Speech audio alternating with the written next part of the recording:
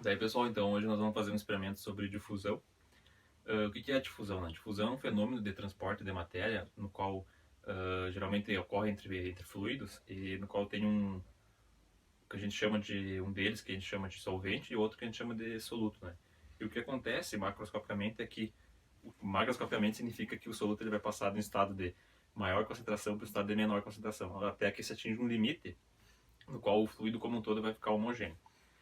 E no nosso caso em particular, o solvente vai ser a água e o soluto ele vai ser um corante, né? No estado líquido.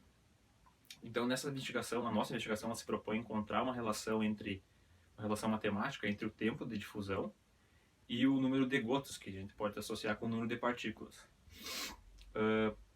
Nesse caso, a gente está chamando de tempo de difusão aquele tempo que é necessário para que o fluido como um todo fique homogêneo. E para fazer isso, para fazer esse experimento, a gente elaborou duas hipóteses, que é a primeira que deve haver uma relação entre o tempo e o número de partículas, nesse caso o número de gotas, né, do corante. E essa relação ela deve ser decrescente, ou seja, quanto mais soluto eu colocar, menor vai ser o tempo de difusão. E para realizar esse experimento, a gente utilizou um copo com 50 ml de água e a gente inseriu gotas do corante, né? Tá, e para isso a gente realizou medidas para com uma gota, com duas gotas, com três, com quatro, com cinco e finalmente com 10. No total, então, deu 6 medidas.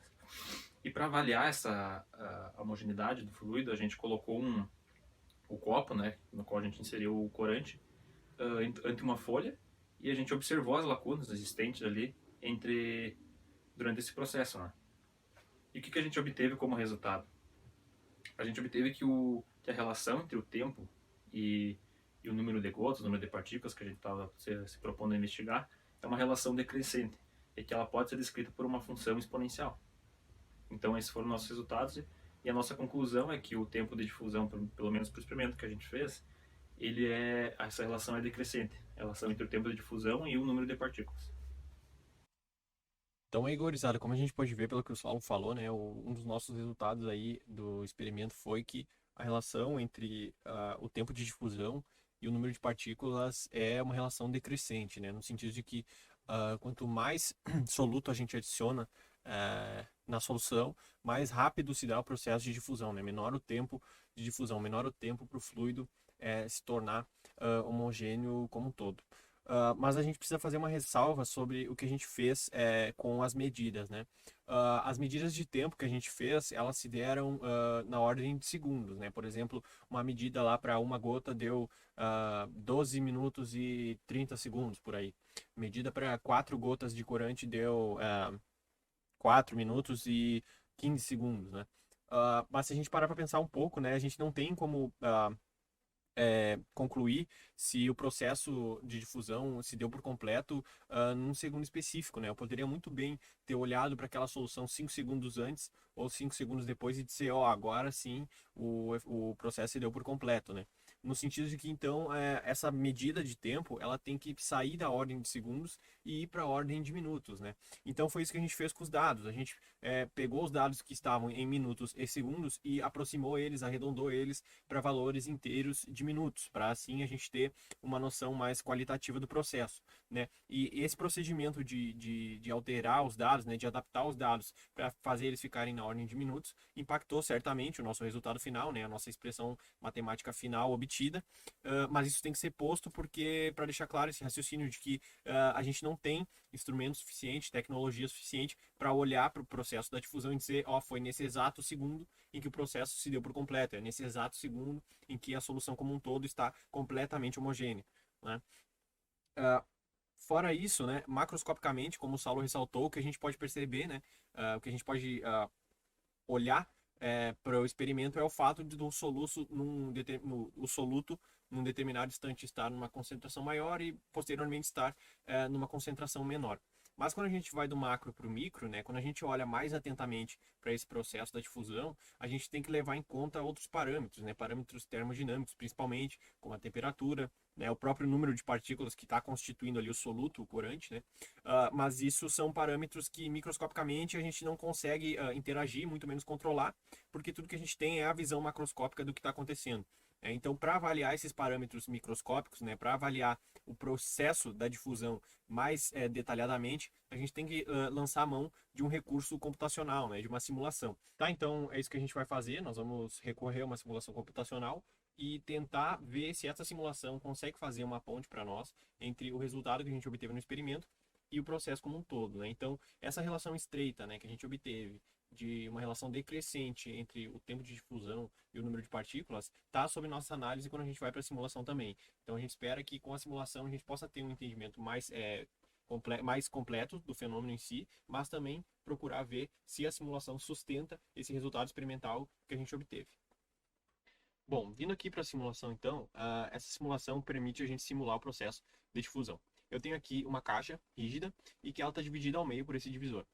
Em cada um dos lados da caixa eu posso adicionar uma certa substância, né? Aqui no lado esquerdo eu posso adicionar uma substância azul e aqui no lado direito eu posso adicionar uma substância vermelha. Eu posso manipular algumas propriedades dessas substâncias, por exemplo, a massa, o raio, né? O tamanho de cada partícula que compõe a substância e a temperatura inicial de cada uma das substâncias, tá?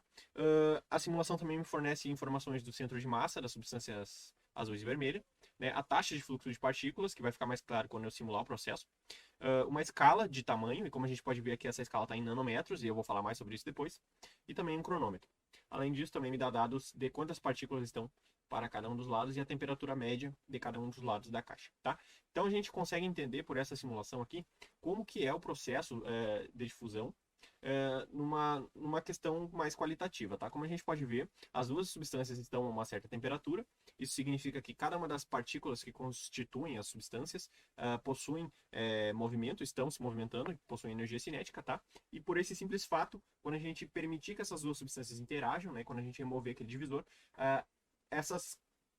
esse choque entre as duas substâncias vai gerar um processo de colisões contínuas e o resultado disso vai ser que as duas substâncias vão se difundir, vão começar a ocupar o volume da caixa como um todo, tá? Então eu vou remover o divisor aqui e a gente vai ser capaz de observar esse processo. Reparem que ali no meio da caixa começa um processo de colisões contínuas que vão fazendo partículas azuis ocuparem o lado que não ocupavam e partículas vermelhas ocuparem o lado que não ocupavam anteriormente. Isso se dá e vai ocorrendo até um ponto em que existe tantas partículas vermelhas para um lado quanto para o outro, e o mesmo para o azul, de tal modo que globalmente eu encaro isso como um estado de equilíbrio de difusão.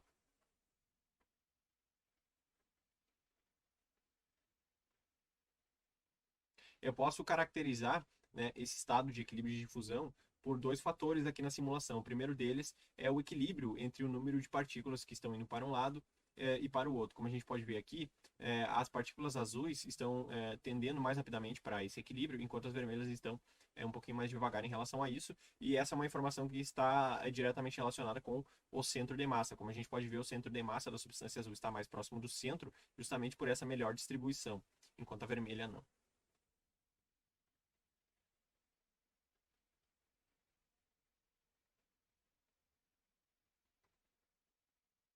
Bom, agora a gente precisa fazer algumas ressalvas aqui entre a simulação e o nosso experimento. Primeiro de tudo, essas substâncias aqui que estão representadas na simulação, elas são fluidos, mas em particular elas são gases.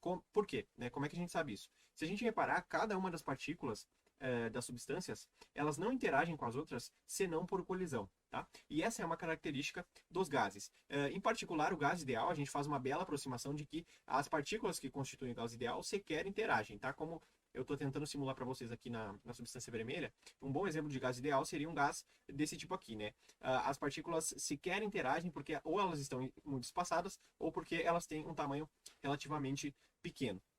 Mas em particular aqui também, essas colisões é o único tipo de interação que existe entre essas partículas. Não existe nenhuma interação do tipo potencial, né? No sentido de que uma partícula atrai a outra e vice-versa. Isso é uma característica de um gás. Lá no nosso experimento, nós realizamos com fluidos, né? Nós realizamos com água e corante líquido, tá? Então essa é uma primeira diferença entre o nosso experimento e a simulação.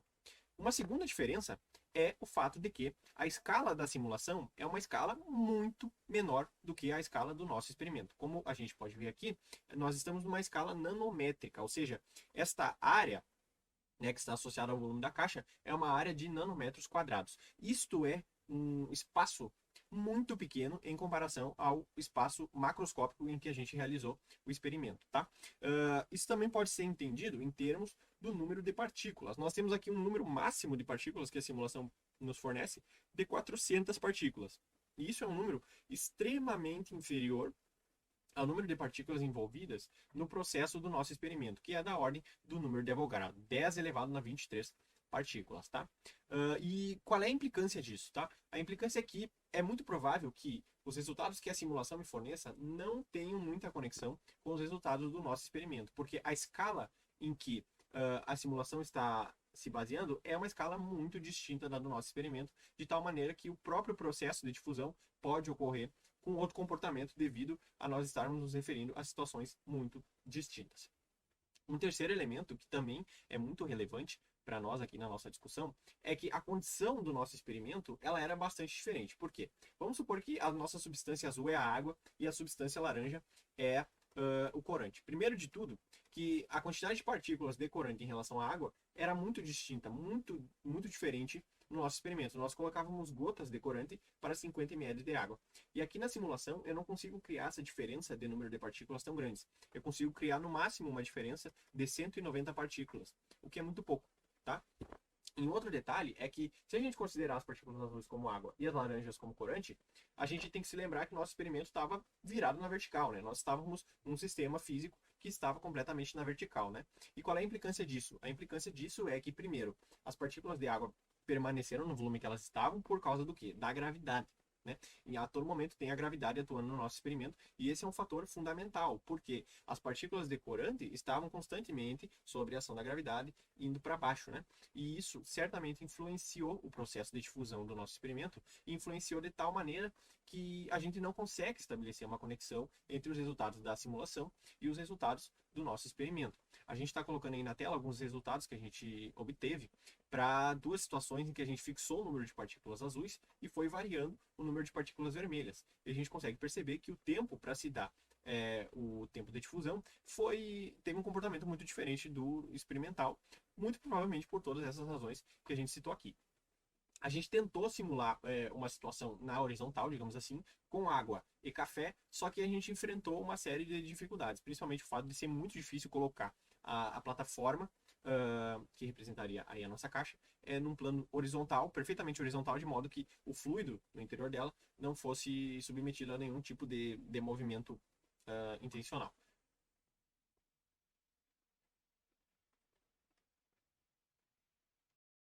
Fala, galera!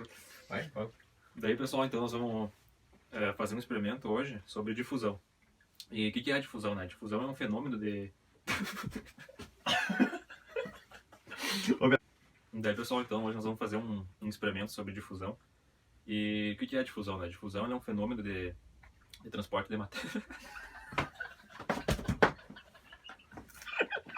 O soluto, ele passa de um estado de menor concentração para um de maior concentração.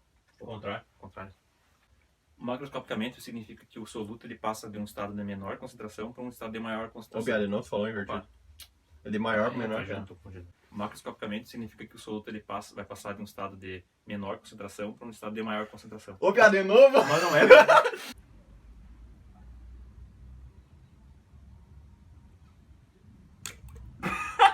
Bah, meu, tá de sacanagem. Tá de sacanagem, meu. Bui, sai fora.